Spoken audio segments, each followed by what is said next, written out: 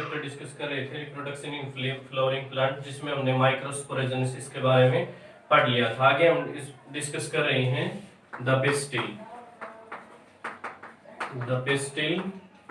और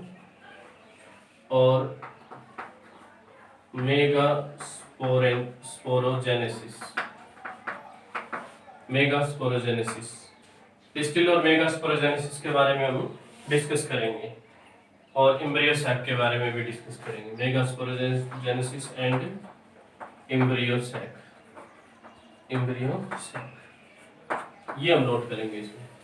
सबसे पहले हम इसमें नोट करते हैं कि जो गायनेसियम होता है वो फीमेल पार्ट होता है, female part of the flower हम नोट कर सकते हैं। इसमें हम लिखेंगे gynoecium represents the female part of the flower. जो फ्लावर का जो फीमेल पार्ट होता है उसको हम गायनेसियम कहेंगे। गायनेसियम किसी फ्लावर में एक भी हो सकते हैं, एक से ज्यादा भी हो सकते हैं।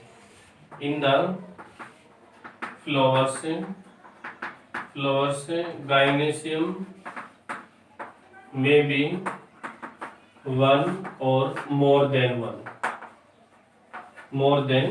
वन। गायनेसियम एक भी हो सकते हैं और एक से ज्यादा भी हो सकते हैं। अगर सिर्फ एक ही प्रेजेंट है तो उसको हम बोलेंगे मोनोकार्पिलरी।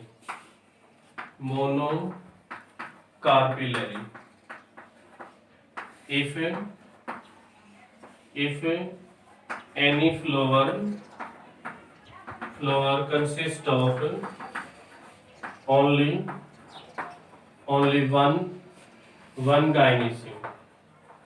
gynoecium called monocarpillary। अगर सिर्फ एक ही गायनेसियम प्रेजेंट है तो उसको हम क्या कहेंगे? मोनोकार्पिलरी कहेंगे। अगर एक से ज्यादा है तो उसको हम बोलेंगे मल्टीकार्पिलरी। उसमें हम लिखेंगे if any flower consist of more than one गायनेसियम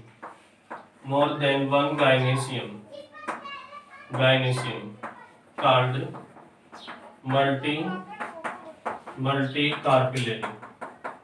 मल्टीकार्पिलरी। अगर एक से ज्यादा प्रेजेंट होते हैं और वो फ्यूज होते हैं तो उसको हम सिनकार्पस बोलेंगे। Syncarpous. If more than one gynoecium is present more than one gynoecium is present and they fuse together called syncarpous. तो उसको हमें सिनकार्पस बोलेंगे। अगर वो दोनों फ्यूज करते हैं तो सिनकार्पस कहलाते हैं। अगर वो फ्री होते हैं तो उसको हम एपोकार्पस बोलेंगे।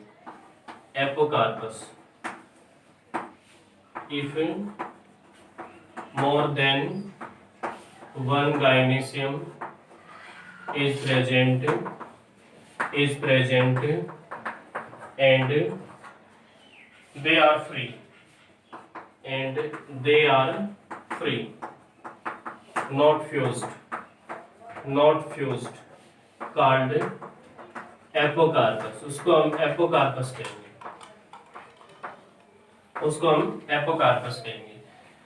जो गायनेसियम है वो फीमेल पार्ट को रिप्रेजेंट करता है, जिसमें हम नोट करेंगे कि किसी फ्लावर में अगर एक गायनेसियम प्रेजेंट होता है, फीमेल पार्ट प्रेजेंट होता है तो उसको मोनोकार्पिलरी कहेंगे।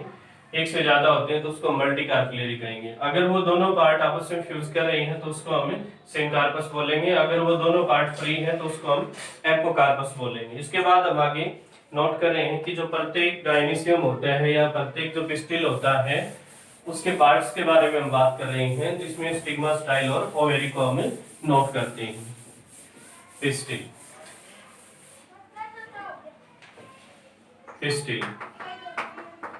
और female part of flower consist of first हम नोट करेंगे stigma. Stigma that is the landing platform, landing platform for pollen grains, pollen grains और मेल गैमेट। जो मेल गैमेट है जब वो ट्रांसफर होते हैं टू द फीमेल गैमेट, तो जो स्टिग्मा है वो as a landing platform act करेगा फॉर पोलन ग्रेन्स। स्टाइल हम नोट करते हैं second style, it is elongated part, elongated part which is the connection between, which is the connection between, which is the connection between stigma